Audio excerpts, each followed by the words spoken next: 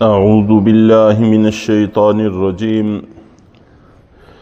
بسم اللہ الرحمن الرحیم یا ایہا الذین آمنوا لا تتخذوا الذین اتخذوا دینکم ہزوا ولعبا۔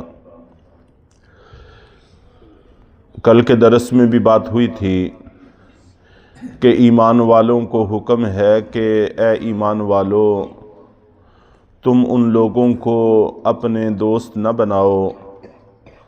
جو تمہارے دین کا مذاق اڑاتے ہیں اور تمہارے دین کو کھیل سمجھتے ہیں۔ ظاہر ہے کہ انسان کے لیے سب سے اہم چیز اس کا دین ہوتا ہے۔ اگر خدا نخواستہ کوئی قوم، کوئی لوگ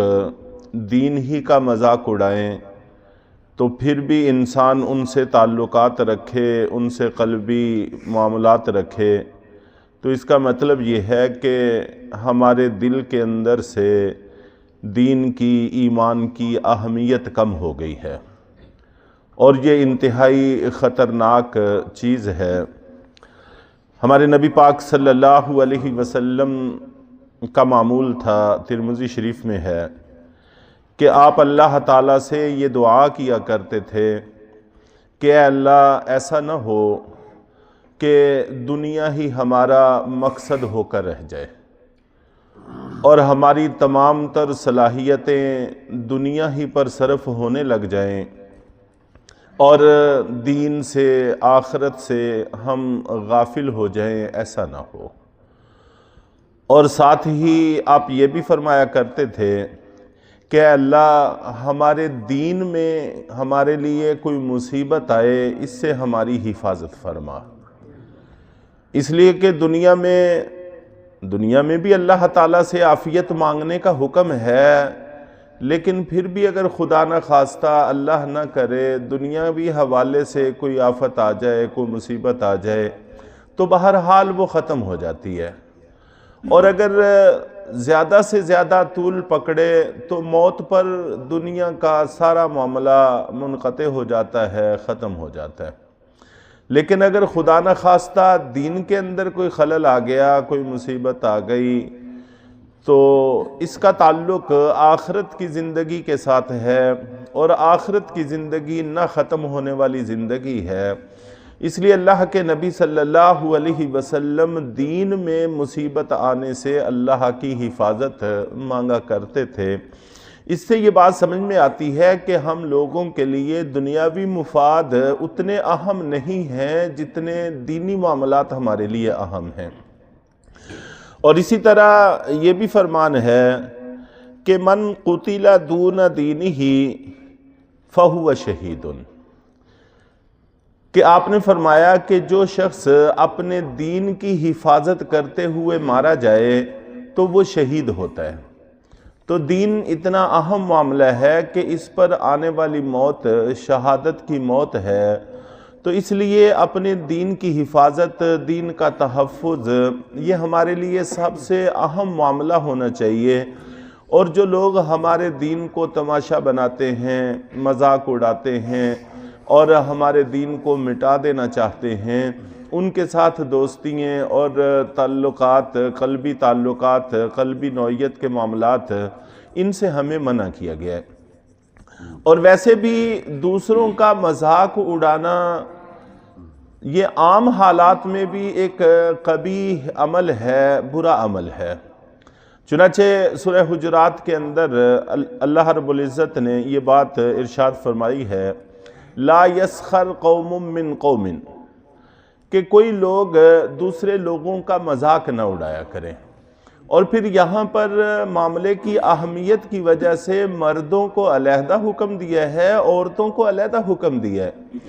کہ مرد مردوں کا مذاق نہ اڑایا کریں، عورتیں عورتوں کا مذاق نہ اڑایا کریں۔ اور ساتھ یہ بھی فرمایا ہے کہ ہو سکتا ہے کہ جن کا تم مذاق اڑا رہے ہو،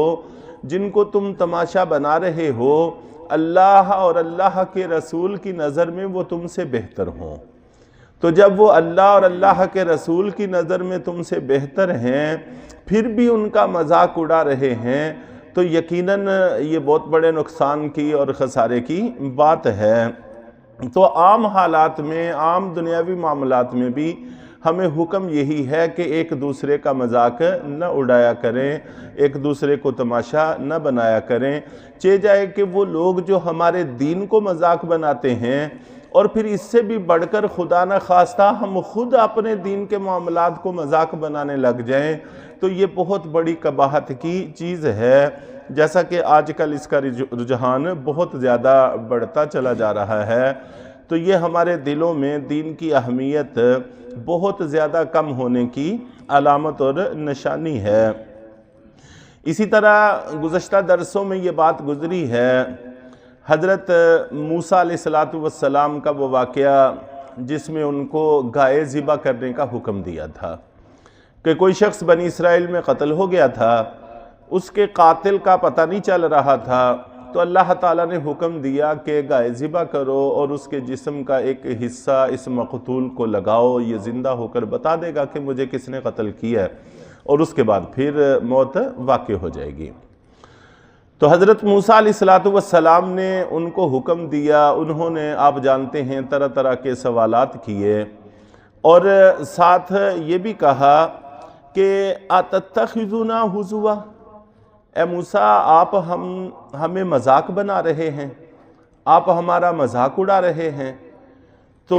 حضرت موسیٰ علیہ السلام نے جواب میں فرمایا تھا کہ اعوذ باللہ ان اکون من الجاہلین،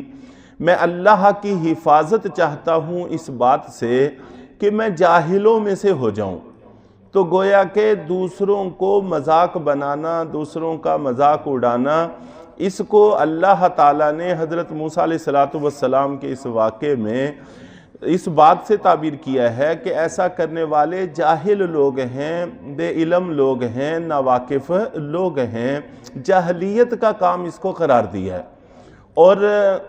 حضرت موسیٰ علیہ السلام نے اس سے اللہ کی حفاظت مانگی ہے کہ میں کسی کا مذاق اڑاؤں اور میرا شمار خدا نہ خواستہ اللہ نہ کرے جاہلوں میں ہو جائے، یہ کیسے ممکن ہے؟ تو حضرت موسیٰ علیہ السلام نے بھی اس سے پناہ مانگی، اور واقعات اور روایات اور احادیث اور آیات سے بھی یہ بات معلوم ہو رہی ہے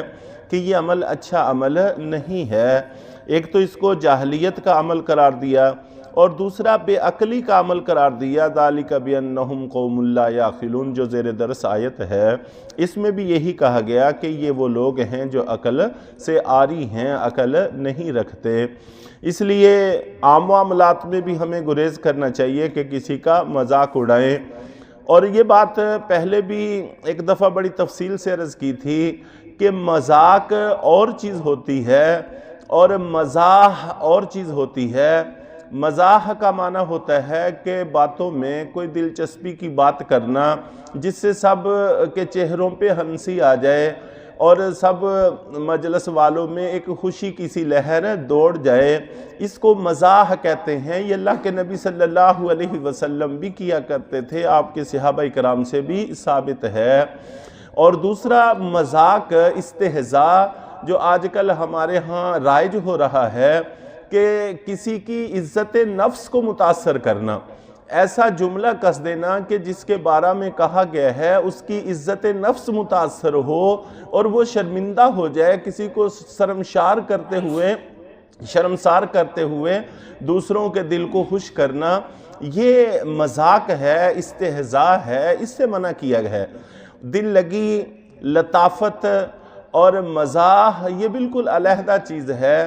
تو اس میں بھی کثرت سے بہرحال ہمیں منع کیا گیا ہے، کثرت اس میں بھی نہیں ہونی چاہیے۔ بہت زیادہ ہنسنے سے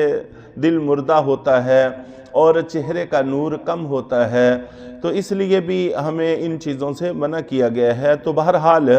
یہاں پر اصل تو بات یہود و نصارہ کی تھی، لیکن اس وقت یہ چیز ہمارے اندر بھی رائج ہوتی چلی جا رہی ہے، اس لیے اس پر قدر تفصیل سے بات کرنے کی کوشش کی گئی۔ اللہ تعالی ہم سب کو ایسے قبیح اعمال سے بچنے کی توفیق عطا فرمائے۔